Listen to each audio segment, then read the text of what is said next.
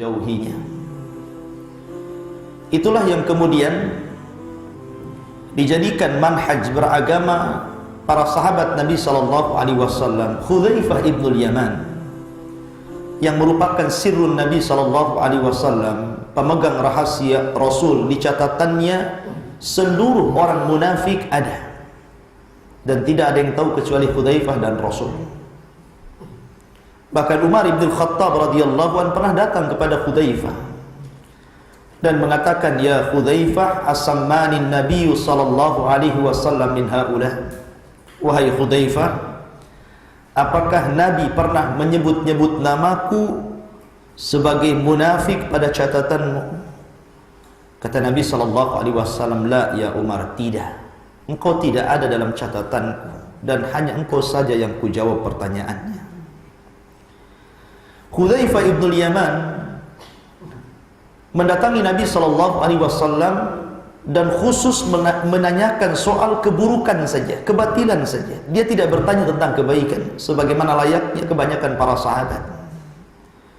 Dia mengatakan, inni sa'altun Nabiy sallallahu alaihi wasallam asyarr. Aku bertanya kepada Rasul sallallahu alaihi wasallam tentang keburukan. Kenapa? Makhafatan an yudrikani, karena aku takut aku ini tertimpa ke dalam keburukan tadi. Inilah yang kemudian sering kita mendengar orang Arab mengatakan, araftu syarra la li syarri walakin li tawaqqihi wa man lam ya'rifu syarra minal khairi fa waqa'a fi. Aku mempelajari keburukan bukan untuk kuamalkan, tapi aku mempelajari keburukan itu biar mudah kutinggalkan. Karena orang yang tidak tahu mana baik mana buruk pasti akan terjerumus kepada keduanya. Maka kita penting mempelajari apa itu kesesatan, firqah-firqahnya, supaya orang tidak jatuh ke dalam itu. Anda bisa melihat banyak orang yang bergabung kepada kelompok-kelompok khawarij, terorisme, ataupun kepada kelompok-kelompok Syiah, Rafidah dan yang lainnya. Itu karena mereka tidak paham siapa mereka. Kalaulah mereka paham kesesatan orang-orang Khawarij, kesesatan orang-orang Syiah, kesesatan orang-orang Sufi dan yang lainnya, tentu orang tidak mungkin masuk di situ. Itulah pentingnya kita mempelajari hak dan mempelajari batin. Dengan mempelajari hak supaya kita bisa mengamalkan yang hak, dengan mempelajari kebatilan supaya kita bisa menjauhinya. Makanya Allah mengatakan, wa tawassaw bil haq wa tawassaw bis sabr. Kita tahu bahwa salah satu agama yang terbiasa dengan tahrif, suka merubah-rubah kitab-kitab mereka, adalah Yahudi. Ma'ruf Yahudi. Allah katakan dalam Al-Quran, yuharrifunal kalima an mawadhi'i. Orang Yahudi itu suka merubah-rubah kitab-kitab mereka dari tempat-tempatnya. Lihat kepada tuduhan terhadap Ibrahim. Mereka mengatakan Ibrahim itu Nabi Yahudi. Sejak kapan Ibrahim jadi Yahudi? Yahudi lahir kapan? Ibrahim lahir kapan? Yahudi lahir jauh setelah Nabi Musa alaihi salatu wassalam, dan Nabi Musa keturunan Ibrahim. Makanya Allah bantah dalam Al-Quran tentang masalah Ibrahim seorang Yahudi. Maka Ibrahimu Yahudiyan wala Nasraniyan walakinna musliman. Ibrahim bukan Yahudi kata Allah. Ibrahim bukan Nasrani. Ibrahim itu Muslim. Allah bantah perkataan mereka. Kemudian mereka menuduh Nabi Sulaiman mengajarkan sihir. Maka Allah bantah, wa ma kafara Sulaiman walakinna syayatina kafaru. Sulaiman tidak kafir, setan-setan itu yang kafir, yang mengajari sihir kepada manusia. Kenapa mereka menganggap bahwa Sulaiman mengajarkan sihir? Sulaiman seorang nabi, tidak mungkin mengajarkan sihir. Dan dia satu-satunya nabi yang Allah berikan kekuasaan bukan kepada bangsa manusia saja, bahkan kepada alam gaib bangsa jin dikuasai dia. Dan itu bukan sihir, mukjizat. Kemudian orang-orang Yahudi mengklaim bahwa mereka adalah abnaullah wa ahibbah, kami itu anak-anak Allah, kekasih Allah. Maka Allah mengatakan, "Qul falimatu adzibuhum bidunubihim." "Qul falimatu adzibukum bidunubikum." Kalau memang kalian anak-anak Allah, kekasih-kekasih Allah, kenapa Allah timpakan azab kepada kalian? Ini bantahan Allah. Kalau memang kalian anak-anak Allah, kekasih Allah, mestinya Allah kasihi, kan begitu. Nah, mungkin dia adab gitu. Kenapa banyak adab yang Allah timpakan kepada kalian? Allah bantah semuanya. Jadi Yahudi itu memang begitu. Dari dulu sampai hari ini mereka suka menukar-nukar agama mereka. Kemudian disusul Nasrani. Apa hubungan Yahudi dengan Syiah? Karena memang pencetus Syiah itu sendiri itu berasal dari Yahudi. Siapa? Abdullah ibn Sabah. Yang menurut orang-orang Syiah, kisah Abdullah bin Sabah ini kisah fiktif. Bukan fiktif. Ini kisah kebenaran. Dialah yang mempelopori kemudian tergeraknya para pemuda Mesir, pemuda Iran, pemuda Kufah, berujung dengan terbunuhnya Khalifah Amirul Mukminin Utsman ibn Affan. Dia itu tokohnya. Lah Syiah ini terlahir dari seorang tokoh Yahudi namanya Abdullah bin Sabah al-Himyari al-Yamani. Orang Yahudi dari Yaman, dari kabilah Himyar. Pura-pura masuk Islam di zaman Utsman. Bahkan orang-orang Yahudi ini, ikhwan, mereka menghapus nama Rasul sallallahu alaihi wasallam dalam kitab-kitabnya. Jangankan Rasul, Al-Quran menjelaskan tentang sifat para sahabat. Itu tertera dalam Injil dan Taurat. Apalagi nabinya. Tapi mereka tidak suka. Akhirnya mereka menghapus nama Ahmad dalam kitab mereka. Tapi Al-Quran tidak pernah membeda-bedakan para nabi. La yufarriqu baina ahadin mir rusuli. Islam tidak membeda-bedakan Rasul siapapun. Mereka utusan Allah. Nabi Isa diutus kepada bangsa Yahudi. Nabi Musa diutus kepada Bani Israel dan bangsa Yahudi. Nabi Isa diutus kepada Nasrani. Kita akui itu Nabi. Tapi mereka tidak mau mengakui Nabi kita.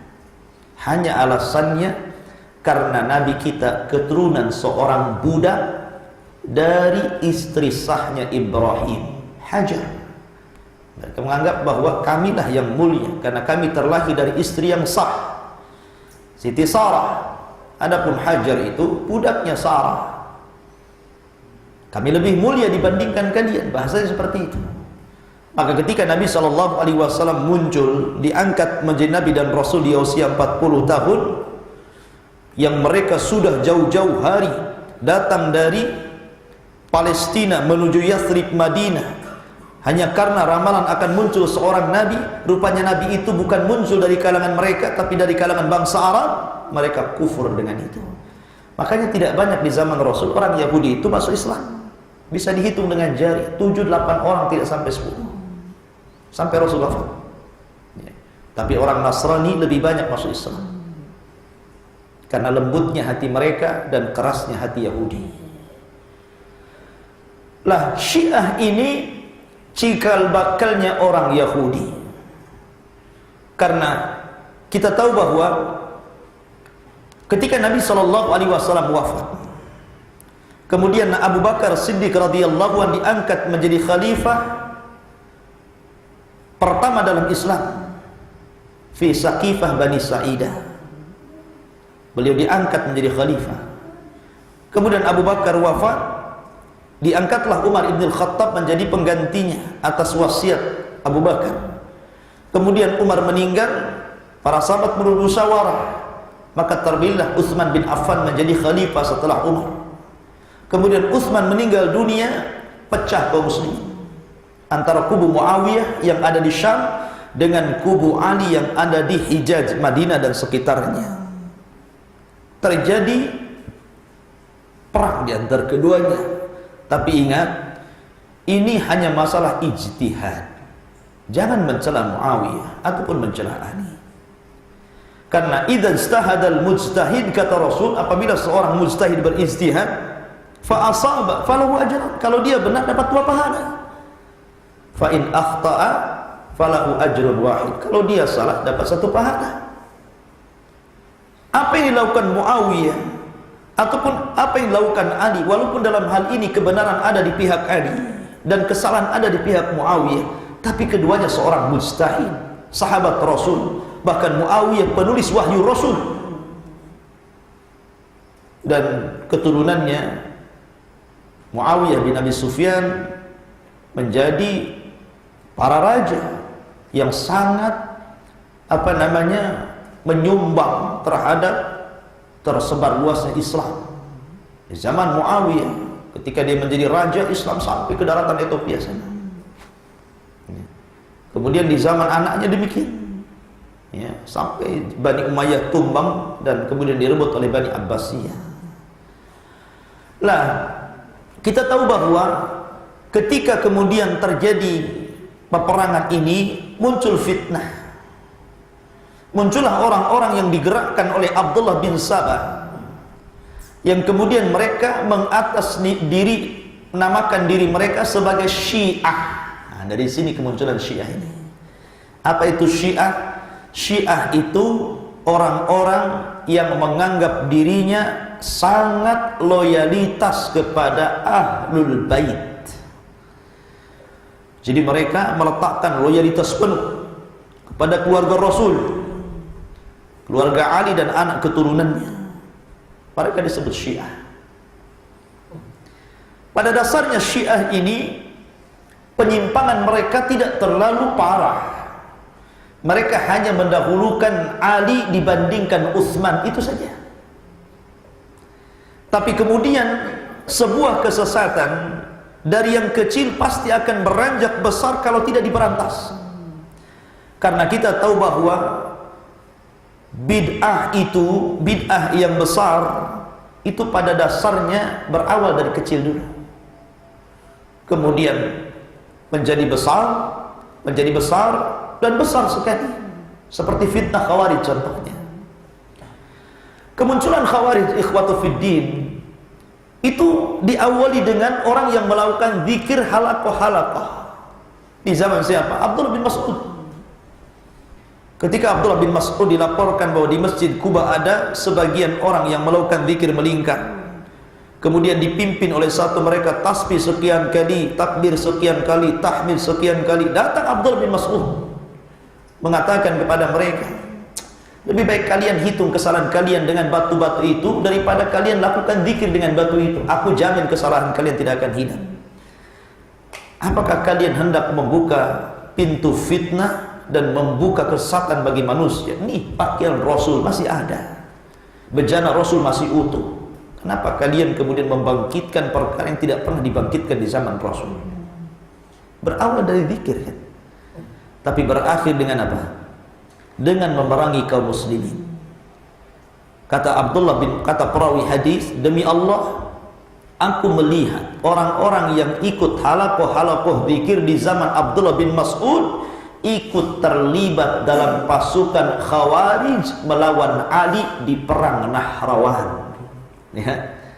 Berawal dari halaqah zikir, kan? Tapi berakhir gabung dengan orang Khawarij dan membunuh darah kaum muslimin, memerangi kaum muslimin di perang Nahrawan. Itulah kesesatan, berawalnya kecil jadi besar. Ya. Orang Syiah juga sama, awalnya hanya mendahulukan siapa? Mendahulukan Ali daripada Utsman saja. Mereka tidak mendahulukan Ali di atas Abu Bakar dan Umar, tidak. Hanya mendahulukan Ali dibandingkan Utsman. Harusnya setelah Umar itu Ali, bukan Utsman. Itu saja awalnya. Tapi kemudian generasi Syiah berikutnya mulailah kemudian mereka mendahulukan Ali di atas Abu Bakar dan Umar. Belakangan menganggap 3 orang ini kafir. Abu Bakar kafir, Umar kafir, Utsman kafir, karena telah merebut wilayatu Ali radhiyallahu anhu. Sehingga dalam zikir-zikir rawatib, kalau antum ba'da salat, habis salat itu kan antum membaca tasbih, takbir, tahmid, kemudian membaca doa yang diajarkan Rasul. Ada zikir rawatib yang selalu dikumandangkan Syiah setiap ba'da salat. Apa dikirnya? Allahumma la'an li sanamai Quraisy. Ini doanya. Ini dibaca setiap selesai salat rawatib, dibaca orang Syiah. Dan itu dianjurkan kepada seluruh orang-orang Syiah. Ya Allah, laknatlah kedua berhala Quraisy. Itu artinya. Maksudnya siapa? Abu Bakar dan Umar, dan dua putrinya Aisyah dan Hafsah. Itu jadi zikir rawatib kan. Ini bukan masalah sepele. Melaknat Abu Bakar dan Umar setiap kali ba'da shalah. Makanya kemudian di zaman Zaid ibn Ali barulah kemudian melembaga kelompok Syiah ini. Di zaman itu belum ada melembaga, masih perorangan, ideologi. Tapi kemudian melembaga orang-orang Syiah Rafidhah ini di zaman siapa? Zaid ibnu Ali, dari keluarga Ahlul Bait. Mereka orang-orang Syiah datang kepada Zaid bin Ali ketika kita menjadi pemimpin. Kemudian ditanya, wahai Zaid, bagaimana pendapat kamu tentang Abu Bakar dan Umar? Kemudian Zaid memuji keduanya, memuji habis keduanya, karena keduanya memang pantas dipuji. Allah juga memuji. Muhammadur Rasulullah walladzina ma'ahu asyidda'u 'alal kuffar ruhama bainahum. Muhammadur Rasulullah, Muhammad utusan Allah, walladzina ma'ah, dan orang yang bersamanya. Abu Bakar Siddiq radhiyallahu anhu asyidda'u 'alal kuffar, keras dengan orang kafir. Umar bin Khattab ruhama bainahum, sangat lembut kepada manusia. Utsman bin Affan dipuji dalam Al-Quran. Ya. Tapi mereka mencela keduanya, Abu Bakar dan Umar. Maka kemudian ketika Zaid bin Ali ditanya, kemudian malah tarahum, memuji-muji Abu Bakar dan Umar, marah orang-orang ini. Dari situ kemudian rafadu, maka kelompok ini disebut Rafidhah. Rafadu artinya berpaling dari Zaid bin Ali. Kemudian mereka membuat lembaga sendiri namanya Rafidhah. Makanya dikenal dengan Syiah Rafidhah, Syiah yang paling sesat di antara sekte Syiah. Dan ini berkembang di Iran hari ini. Ya. Bahkan orang-orang Houthi yang ada di Yaman itu cabang Rafidhah yang ada di Iran. Karena Iran itu sama dengan Saudi, negara dakwah. Jadi kalau meletakkan kedubesnya di beberapa negara, maka mereka tidak akan mengutus orang sembarangan, tapi orang-orang pilihan supaya bisa berdakwah kepada kaum muslimin ahli sunnah dan menyebarkan paham Syiah di antara mereka. Jadi mereka itu negara dakwah, mereka habiskan uangnya untuk menyebarkan Syiah dimanapun negeri berada. Sama dengan Saudi gitu kan. Saudi kan negara ahli sunnah, makanya dia akan mengembangkan dakwah ahli sunnah ke negara-negara ahli sunnah, membantu membangun masjid, memberikan bantuan ke sekolahan, mendanai orang untuk sekolah. Sama, mereka juga sama. Bahkan hari ini bukan hanya ratusan, ribuan mahasiswa Indonesia ini dicuci habis, didanai secara gratis, kemudian diberangkatkan ke Iran, disekolahkan sampai menjadi Syiah Rafidhah betul, kemudian dilancarkan untuk mengembangkan Syiah di negeri kita. Dan itu sudah ada kerjasama dengan negara kita dalam pendidikan masalahnya, sudah melembaga. Dan setiap orang-orang yang membenci dakwah sunnah, maka mereka akan mengambil bantahan orang-orang Syiah. Ma'asyiral muslimin, jamaah sekalian yang dirahmati Allah Subhanahu wa ta'ala, awal penyimpangan Syiah itu fi babil mu'taqad, dalam bab akidah. Ini fatalnya mereka, karena penyimpangan orang-orang Syiah itu dalam bab al-mu'taqad, dalam bab akidah. Mereka menganggap bahwa rukun iman yang paling besar adalah babul wilayah, al-iman bi wilayati a'immatil ma'sumin. Itu rukun iman terbesar bagi mereka, adalah beriman dengan wilayah kepemimpinan imam-imam yang maksum, yang mereka sebut dengan imam 12. maksum, semaksum Rasul sallallahu alaihi wasallam, dan diakhiri dengan Muhammad Hasan al-Ashkari yang kemudian kelak akan dimunculkan di akhir zaman sebagai Al-Mahdil Muntadhar menurut orang Syiah dari keturunan Husain bin Ali. Belum lagi kemudian dalam bab tahriful Quran, orang Syiah itu persis dengan Yahudi. Mereka berani merubah-rubah isi Al-Quran. Kalau Al-Quran saja lafadznya mereka berani merubah, maka tentu akan berjalan kepada takwil. Kalau sudah berani merubah lafadz, kan tentu juga merubah makna.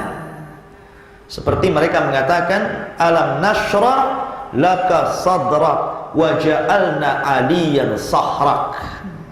Kalau kita alam nashrah laka sadrak wa wada'na anka wizrak alladhi anqadha dhahrak wa rafa'na laka dhikrak fa inna ma'al usri yusran inna ma'al usri yusra. Tapi mereka ganti alam nashrah laka sadra wa ja'alna aliyan sahra. Alam nashrah, bukankah kami telah lapangkan dadamu ya Muhammad, wa ja'alna, dan kami jadikan aliyan ali sahrak, menentu. Kalau sudah mereka mengganti-ganti berani nih, bukan ini saja, banyak. Ini saya contohkan satu lafaz saja yang mereka ganti, maka akan berakhir kepada pentakwilan ayat, pentafsiran ayat. Karena lafaznya sudah dirubah, tentu juga tafsirannya berbeda nantinya. Ketika mereka mengatakan marajal bahraini yaltaqiyan bainahuma lu'lu'u wal marajal bahraini yaltaqiyan, terus yakhruju minhuma lu'lu'u wal marjan. Ya, surah Ar-Rahman. Ya. Mereka mengatakan bahwa Bahrain di sini adalah Rasul dan Ali. Adapun lu'lu wal marjan adalah Hasan dan Husain. Ketika kemudian berbicara tentang Ali, Hasan dan Husain, memuji setinggi langit. Tapi ketika mereka kemudian benci kepada Abu Bakar, mereka mengatakan innallaha ya'murukum an tadhbahu baqarah, Allah memerintahkan kalian untuk menyembelih baqarah, sapi betina. Yang dimaksud sapi betina adalah Aisyah radhiyallahu anha. Ya, naudzubillah. Itulah Syiah. Kurang jelas gimana sesatnya Syiah gitu kan. Kenapa orang masih terperdaya dengan sesatnya Syiah ini? Masih menganggap Syiah itu bagian daripada Islam. Bukan, Syiah bukan Islam, Islam bukan Syiah. Dia agama sendiri. Jadi ini akidahnya sampai seperti ini. Belum lagi kemudian mereka memiliki akidah taqiyah, taqiyah indah Syiah. Tapi kalau menurut kita taqiyah itu dusta, kadzib, kedustaan. Mereka menganggap itu taqiyah, tapi bagi kita itu dusta. Makanya Imam Syafi'i dari 3 kurun terbaik umat Islam pernah memberikan satu wasiat bahwa tidak ada dari kelompok sesat yang lebih dusta lisannya dibandingkan Rafidhah. Mereka mengatakan taqiyah, bagi kita itu dusta.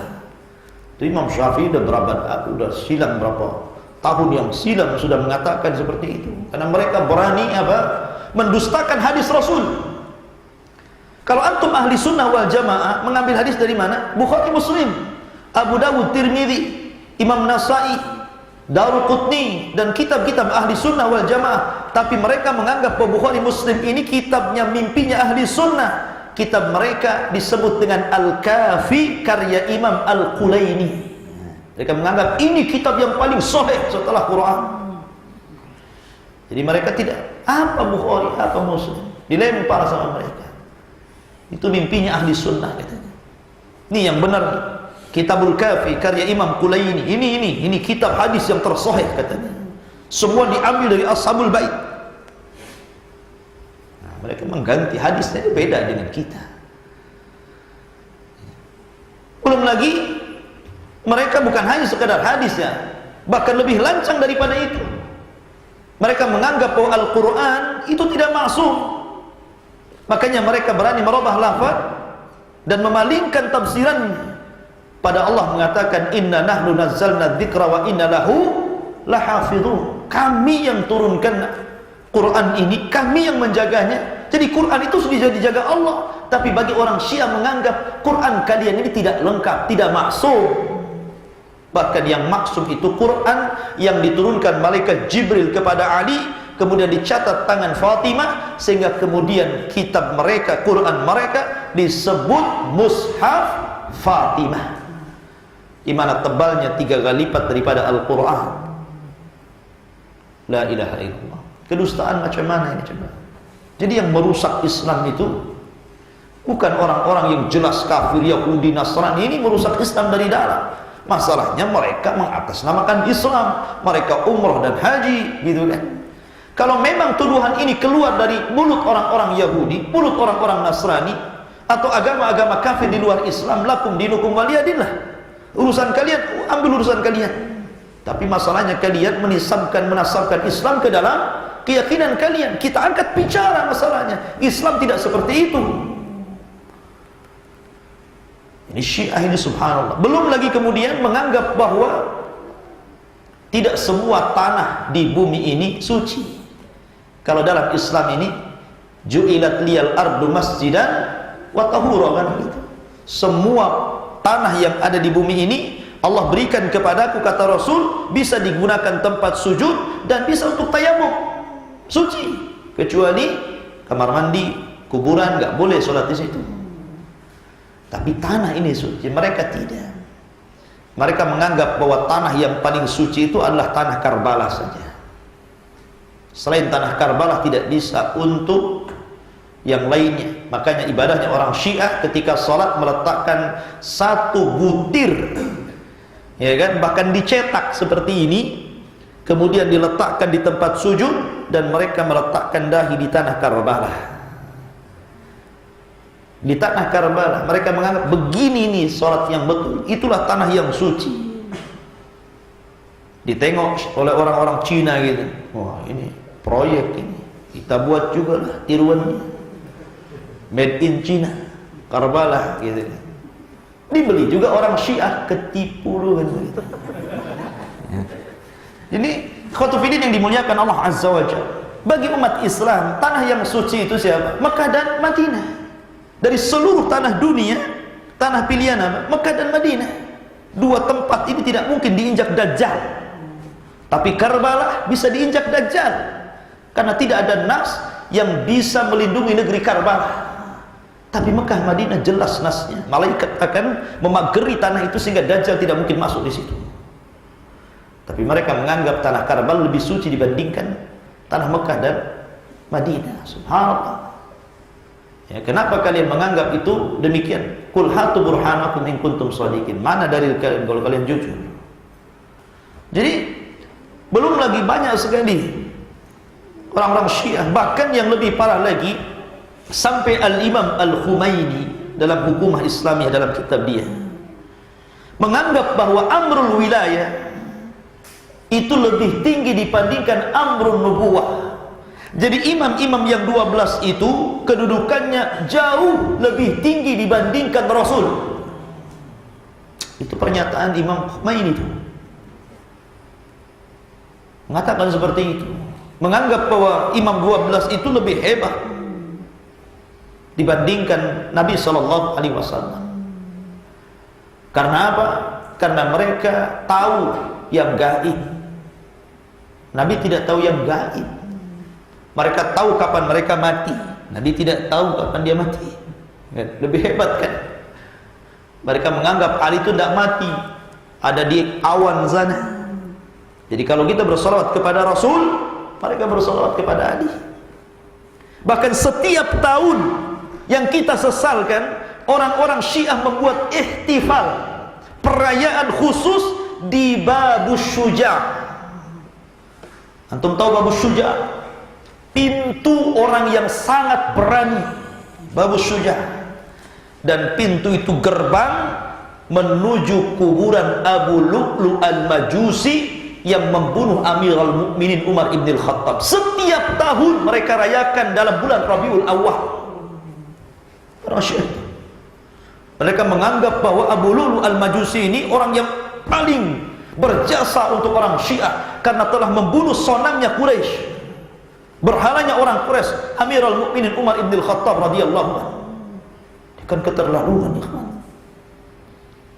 Mereka mencela para sahabat. Padahal Imam Malik mengatakan, man ghadha as-sahabat fa huwa kafir. Siapa yang mencela sahabat, kafir dia.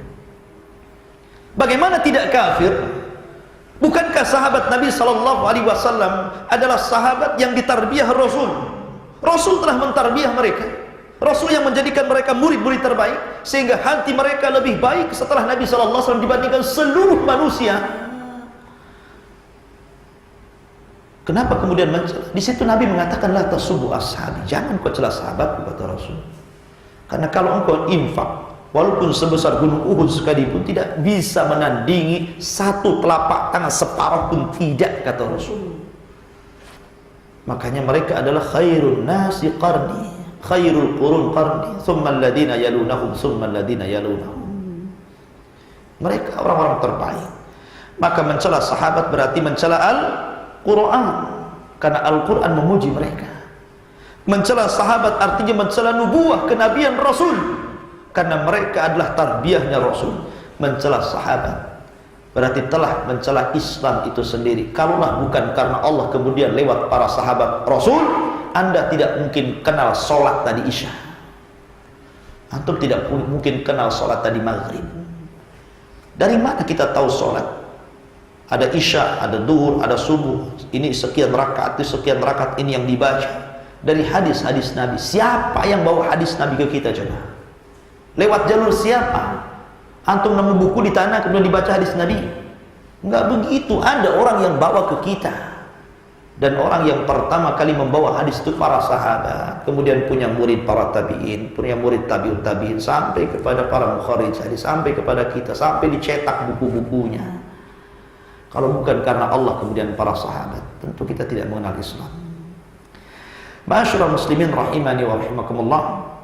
Ini diantara muqaddimah, tapi karena kepanjangan mungkin cukup ya. Gak baca kitabnya. Saya ada tamu orang Singapura, masalahnya gak enak ya. Udah jam 9.